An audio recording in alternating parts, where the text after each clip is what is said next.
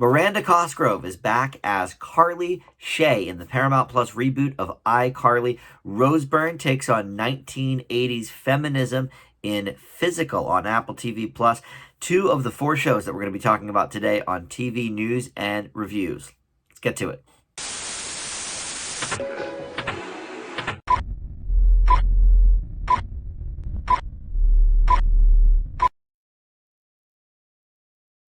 Hey guys, Dan here. This is Dan Reviews It, and welcome to TV News and Reviews for the week. We've got four new shows lined up for you. The iCarly reboot, a show called Physical on Apple TV Plus, like I was saying, a docu-series called This Is Pop on Netflix, and a talk show over on Showtime. It just actually wrapped its first season, but I was unaware of it until the announcement that it just got renewed for a second season, which will double the episode total for next year. So we're going to talk about Ziwe as well on Showtime. But first, let's get to the news. We always talk about renewals and cancellations first, and I've already mentioned the first one. Ziwe is coming back for season 2. We're going to talk a little bit later in the show about that. Everything we have pretty much for renewals is on streaming this week because the networks have already sort of announced all of their cancellations finally for the last year or so, one of which we will get to in the cancellations portion. But over on Hulu, you've got Solar Opposites renewed early for season 4. Season 3 hasn't even aired yet, but they've been doing 2 seasons ahead on Hulu. Obviously, it's a big show for them. I thought it was very funny, the couple of episodes I watched for review. But this is a cartoon from the people that brought you Rick and Morty. It was signed on for 2 seasons, and then before season 2 aired, it was renewed for season 3, and now before season 3 is even, I think, in production, it's been renewed for season 4. So good news for fans of that show. Over on HBO Max, Made for Love, starring Christina Milioti, a show that I really enjoyed. That's coming back now for season 2. Big critical fave. It's got 96% on Rotten. A couple over on Netflix. The Upshaws, which was the multi-camera comedy. I just reviewed this a couple of weeks ago, I think, 2 or 3 weeks ago, with Mike Epps and Kim Fields and Wanda Sykes. And I guess they really have been enjoying the reception over on Netflix because season 2 will be even more episodes. Season 1, 10 episodes. Season 2 is going to be broken up into 2 8-episode chunks. So technically 16 episodes for season 2 of this multi-camera show. I thought it was okay. I think I gave it a C or a C+. It wasn't too bad for a multi-camera show these days. And then Somebody Feed Phil on Netflix is going for season 5, which is hard to believe because Netflix usually chops them off now once they hit about 3 or 4 seasons. But I guess this is probably fairly cheap to make, just really, paying the crew and paying to fly Phil Rosenthal around. He was the executive producer and co-creator of Everybody Loves Raymond. Now, after, just days after the season 5 renewal, it was announced that his father, who is a part of the series, Max Rosenthal, passed away. He was 95 years old. You may recognize him as one of Frank's lodge buddies on Everybody Loves Raymond. He was in, a handful of episodes. But he, I guess, as far as I know, they haven't started production on this new season that they just commissioned, so he probably will not be in season 5, but we can expect some sort of tribute. I have not watched this show, but I know a couple of people that really, really like it. And I loved the documentary they did where Phil went all over the world to try and sell Everybody Loves Raymond to other countries. It was called Exporting Raymond, and I thought that was a really, really cool movie. So I like Phil a lot. I think I read his book too, which was about the creation of Raymond, the TV show, and that kind of thing. It's a little inside baseball. If you're not that into the goings on sitcoms, then maybe it's not for you. But I found it to be pretty interesting. So anyway, I'm assuming his father will not be on season 5 because I don't think they filmed anything yet. But Somebody Feed Phil will be back for season 5. And then 2 really interesting ones that I think everybody kind of assumed were over. One of them is Good Omens, which was slated to be a limited run series, but you know how they go sometimes.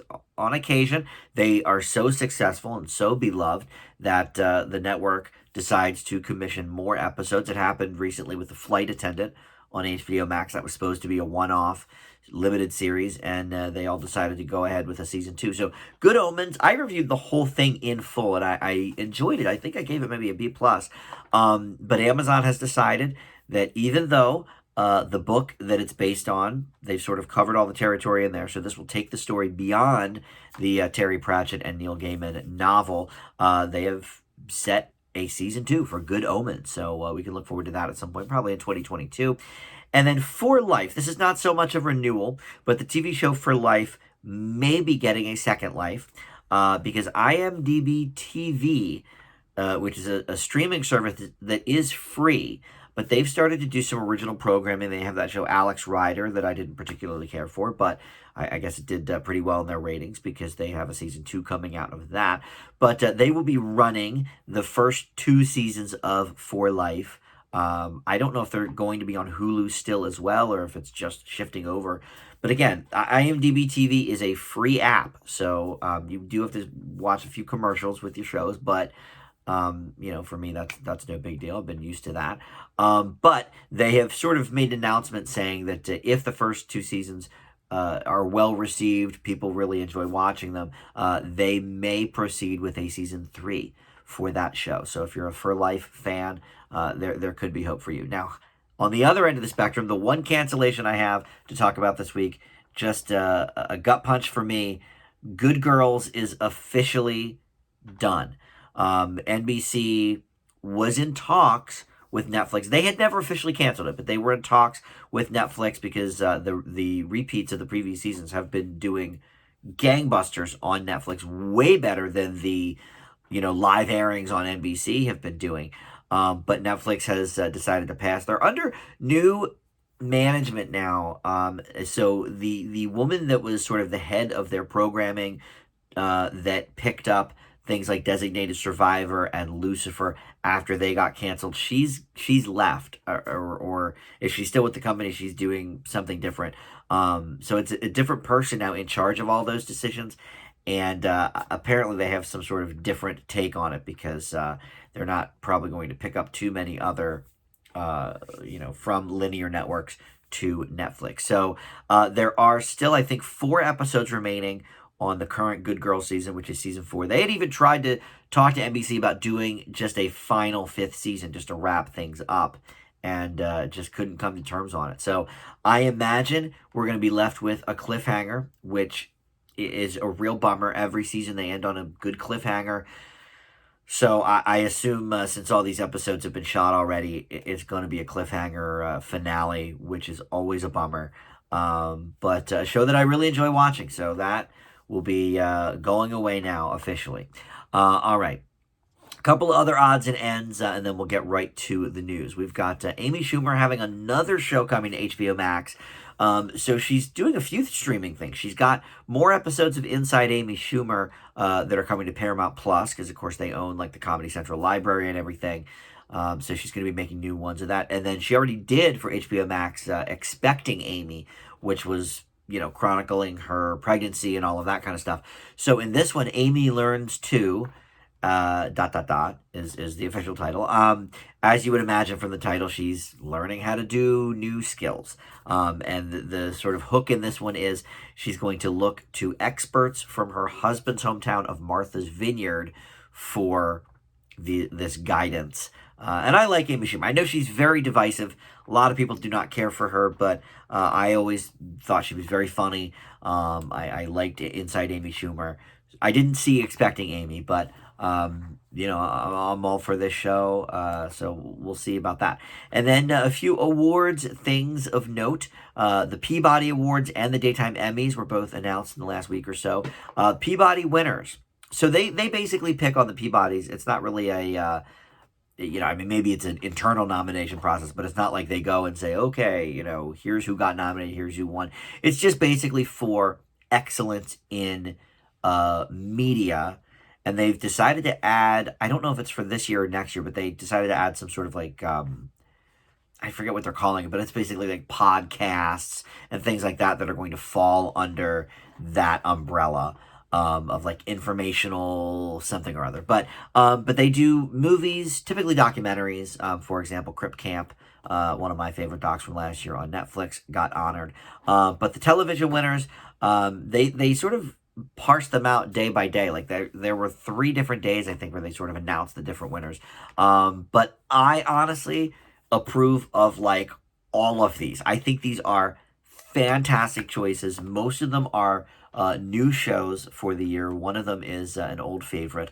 But the old favorite, I guess we'll do that first, is The Late Show with Stephen Colbert. He really was sort of the template once COVID hit for how to do a talk show from your house. And everybody else that was doing it, Fallon and Kimmel and Conan, everybody else was sort of following the template that Colbert had set in those first couple of weeks. So they honored him, for being sort of the trendsetter there. And then literally 3 shows from my top 10 of last year, and then a show that I also really enjoyed, and then a film series that is sort of debated whether it's a film series or TV series, which is Small Axe over on Amazon Prime.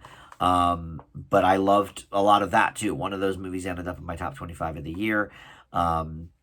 So Small Axe got there, but I May Destroy You over on HBO, which I gave a pretty good grade to. I think it was an A- or a B+, but it's been getting a lot of like Emmy buzz too, with the Emmy nominations coming out in a few weeks. So I may have to go back and watch the whole season. I just watched those first 2 episodes so I could review them.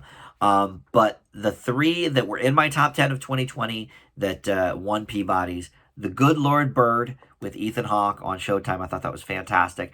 Stillwater won in the children and family category over on Apple TV Plus. This thing is just a breath of fresh air. It's completely different and very, very sweet for the children. A lot of life lessons there taught by a big panda bear in animated form. I just love it. But then really the home run here, Ted Lasso, also on Apple TV Plus, which, by the way, 2nd season coming very soon for that.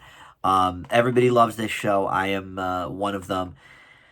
What else can I say? It deserves the Peabody for sure. Will Ferrell, if you want to look it up on YouTube, Will Ferrell did sort of the...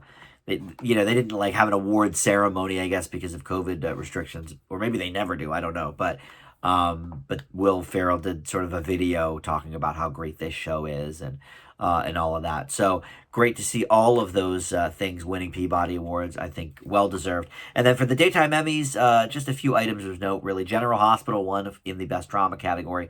Jeopardy won Best Game Show and Best Host, which, obviously that was sort of a shoo-in, I think, for Alex Trebek, since he passed on just a few months ago. And then also a posthumous award for Larry King, who won for Best Informative Talk Show Host. So those were the Emmy Award for daytime. But in a few weeks, we'll have the nominations for the Primetime Emmys, and that will be given out, I guess, into September, like usual. I don't think that was pushed back or anything. So, all right, that's it for the news. Let's get over to the reviews. This should be a fairly quick show because there's only 4 to talk about. Now we're in the summer season, so not a ton of new things coming out. But in the next couple of weeks there are, because of 4th of July and everything. So, all right, but for right now, we only have a few, but a few big ones really in the mix. iCarly, let's talk about this one first. This is on Paramount Plus, and they are rolling out episodes weekly. I'm not positive how many there's going to be. I think maybe 10 total, but there's been 4 up so far. And this is, of course, Paramount Plus owns the Nickelodeon catalog. And so they've been, doing a few of their old shows. I reviewed the new Rugrats a few weeks ago. And this is from, obviously, the Miranda Cosgrove show of the same name. We see a few of our familiar friends. We see Jerry Traynor as Brother Spencer. We see Nathan Kress as Freddie.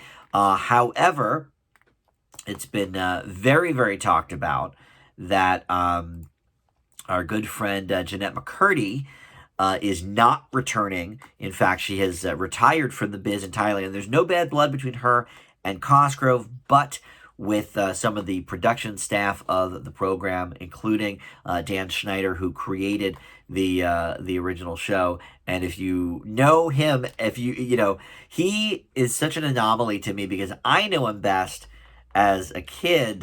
When I was a kid, he wasn't, but he was, I guess, a teenager or 20-something playing a teenager. He was on the show Head of the Class. He played Dennis Blunden, and he was funny on that.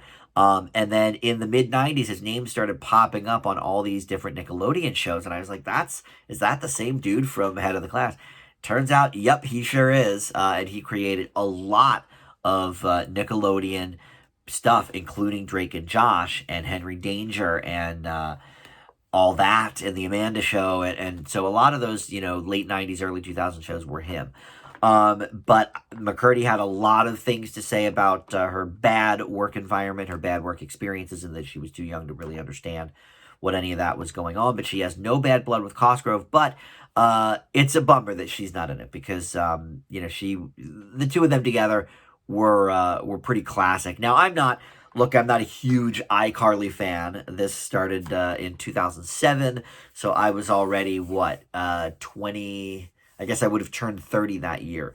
So this was not necessarily in my wheelhouse, but one of my roommates, who was about 10 years younger than me, was a big fan. So it was on, not constantly, but I've seen probably, 8 or 10 episodes over the years of iCarly. I always thought it was a pretty clever show, pretty funny, and I thought Cosgrove did a great job in the role.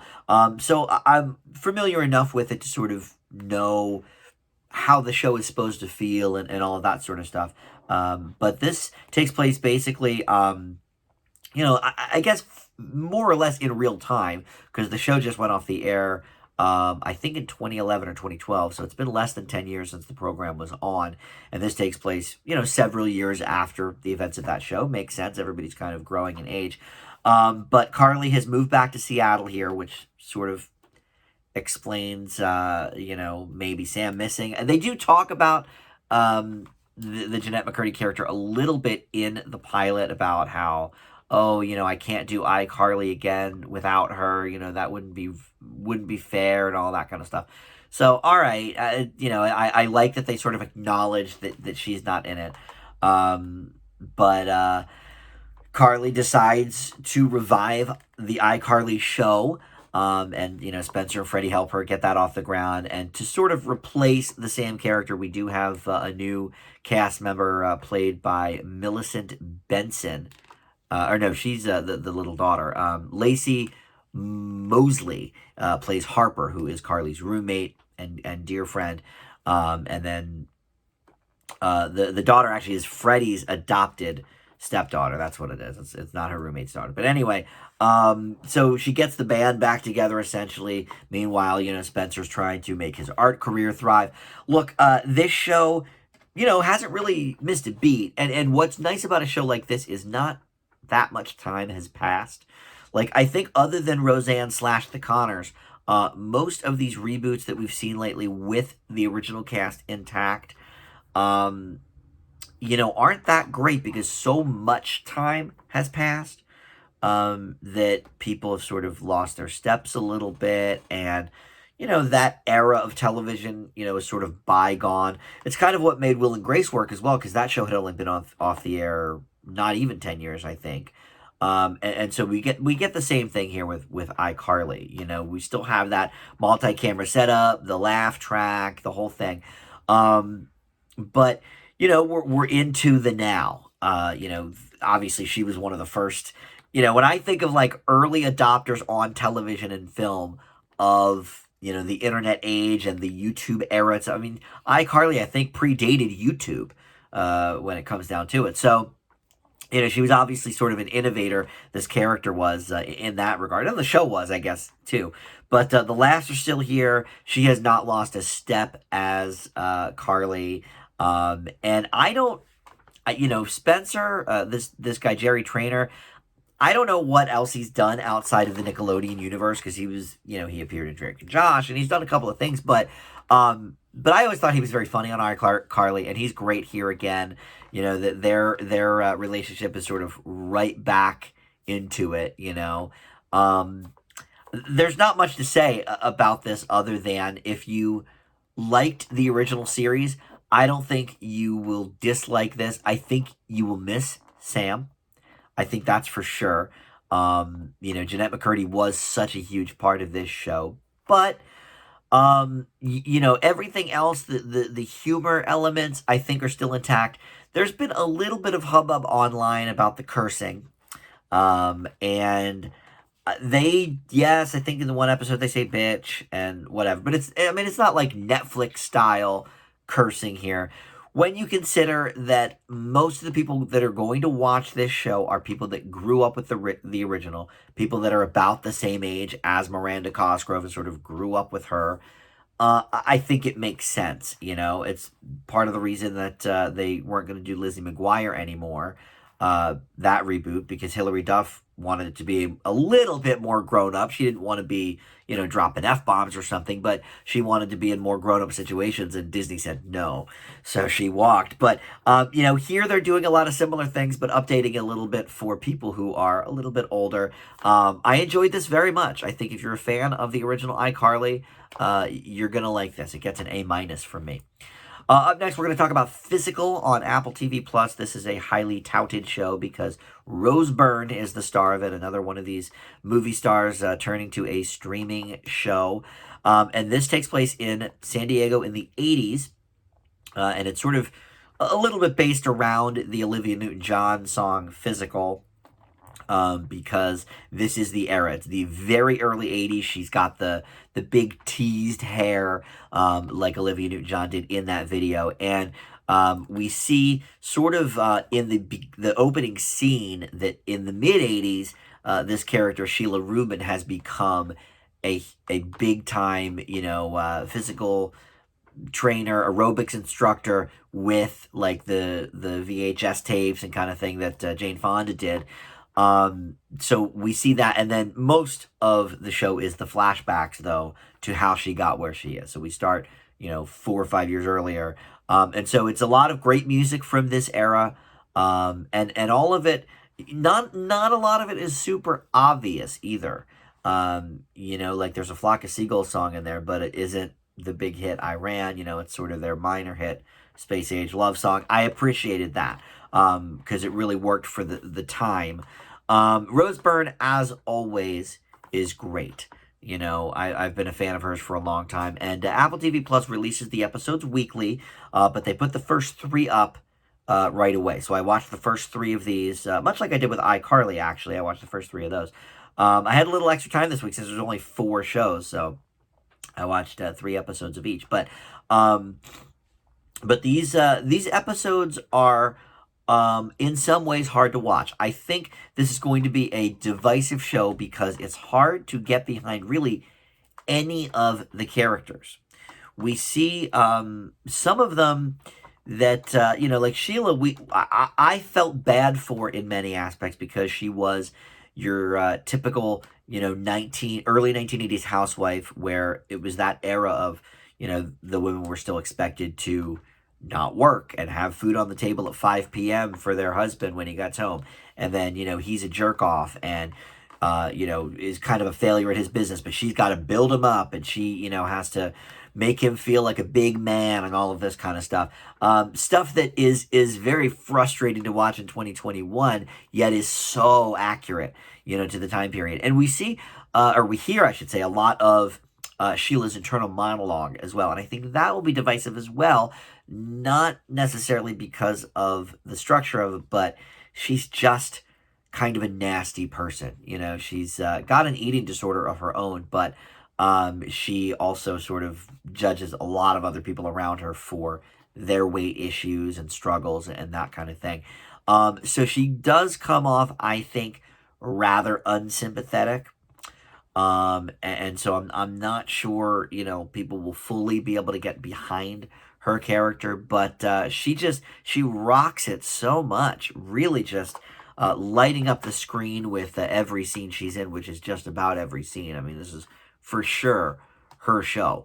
But anyway, I really have been enjoying it. I think it's going to be divisive, but for me, I think most of it hit. I leave Physical with a B+. All right, next we go over to Netflix for This Is Pop, which is a documentary series about pop music, and each episode takes a different sort of element, I guess you could say, or era of pop music, and really, really explores not only that specific thing, but everything that branched off from that. So, for example, in the first episode, they were talking about Boys to Men and how impactful they were, and how they broke all of these records and all of these boundaries because they were for black kids, and middle America loved them, and it was sort of an anomaly. And so it not only talked about their start and their rise, but then the last half talks about sort of the everything that came after the kind of white versions, Backstreet Boys, NSYNC, 90 Degrees, all of that thing. And they even showed a flyer that said, looking for, and it was Lou Pearlman, the guy that put together NSYNC and Backstreet Boys. It said, looking for Boys to Men sound with a New Kids on the Block look. Yikes. But so it explored that. Then episode 2, I think it was episode 2, was about the T-Pain and the auto-tune stuff. And so that explored sort of the history of that with the Cher song Believe and all of that. And then episode 3 was all about the Swedish sort of takeover of American pop music, where we go back to ABBA, then we talk about Ace of Base, but then they branch off in the second half and talk about all of these, Katy Perry and Robin and Christina Aguilera, and all of these top 10 number one hits, even from Pink, and all these people that were written by Swedish producers and writers. So it was very interesting. A lot of things I didn't know, and look, I'm a pop music aficionado. I worked on the radio for many years, and I follow the trends, and I follow a lot of stuff. I thought at first when they were doing the Boys to Men story that it was going to be more of just like a behind the music kind of thing, like, okay, here's how this band was formed, and here's all the fighting, and it wasn't like that at all, though. There isn't any drama. Behind the music was all about the drama within the bands or whatever. But this is really exploring all of these different attributes of music and the scope that you don't really know, I guess, or at least I didn't. And so I think as a documentary, it really hits about every mark. However, if you're not a huge music fan, I'm not sure that you'll get much out of it. You may learn a couple of things that you're like, okay, that's kind of interesting, but I'm not sure if you'll care nearly as much as somebody like me would, or did, I should say. So for that, I may take it down a point or two, but I thought it was very well done, too. They interviewed people from sort of all facets of it. Like when they were doing autotune, they were literally talking to some engineers explaining how the process even works, its origins, even before the Cher song. And then between Cher and T-Pain, how everybody was kind of looking for it and trying to, it was like a secret weapon, but nobody knew outside of the couple people that were using it, what it even was, so it was kind of interesting in that way too, just to hear about the history of the thing. So I thought this was very well done. Again, maybe not for a music novice, or somebody who doesn't really like a deep dive into pop music, but I thought it was very fascinating. So I will leave This Is Pop with an A-. All right, so up next, and finally, I told you this would be a pretty quick one. Over on Showtime, this is wrapped up now, but you can see it if you have the Showtime streaming service. It's called Ziwe, and it is a late-night talk show hosted by Ziwe Fumodo. I don't know how to say her last name. I apologize. But she is, somebody who came from the social media world. I want to say Instagram maybe is where she got kind of her main sort of things. But she would do these interviews and stuff online. And that, launched her into, writing and creating a couple of other, more show-based things online, as opposed to just sort of, little snippets or bits or whatever. But she is from Brooklyn, and she is basically doing everything with this show. She is not only the star of it, but She sings a song, an original parody sort of, or satire song, I guess I should say, in each episode. She is the main executive producer, and she is the star. Now, she doesn't direct it. That's Lizzie Sanford, but still, she has guests come on, so it's part talk show, but it's part sort of variety show, I guess you could say, too. Like, for example, there was one episode, the first episode talked all about like white women and how, X amount, 55% voted for Trump, and how, this is so horrible and how could this be? So so she got on Fran Lebowitz, classic New Yorker, and then feminist Gloria Steinem. But then interspersed between those interviews, and actually in between them sometimes too, because she does like fake commercials too. We have, sort of the more variety aspects of it.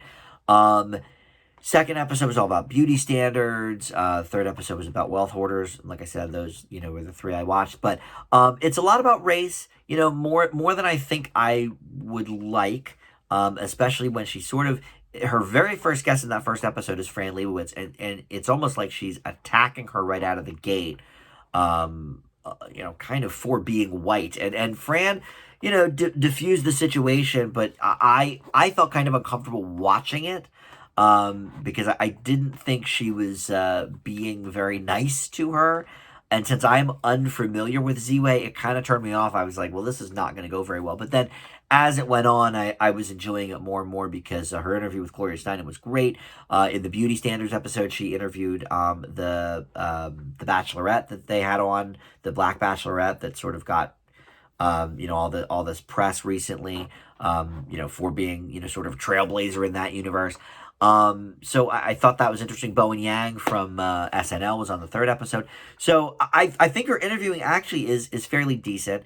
And look, she was having fun with Fran Lebowitz. Like by halfway through the interview, I was like, okay, she's like playing with her a little bit more, whatever. But I was uncomfortable as if you were watching it at first. I wish that the parody commercials were amusing. I didn't really find them to be very funny. Jane Krakowski and Kristen Milioti was in the first episode, and they kept going back to it. It was like this American Girl doll parody, and they did it like 4 different times with different ads. But it just wasn't funny, so they kept going back to something I didn't care for. But her parody songs are very catchy. I keep saying parody; they're more satirical songs, like you'd find in Crazy Ex-Girlfriend or something. But I thought they were pretty clever. And I think it's a little too race baiting. I think we can talk about race without making every single white person feel that terrible. But like, for example, here was a good one that she did. She brought a bunch of Karens in a room, and actual people women named Karen, and talked to them about well, obviously this is a bad name now, like whatever. And it was sort of interesting to hear their sort of takes on it. And that wasn't really about race at all. They were all white, but they talked more about the disparaging of the name.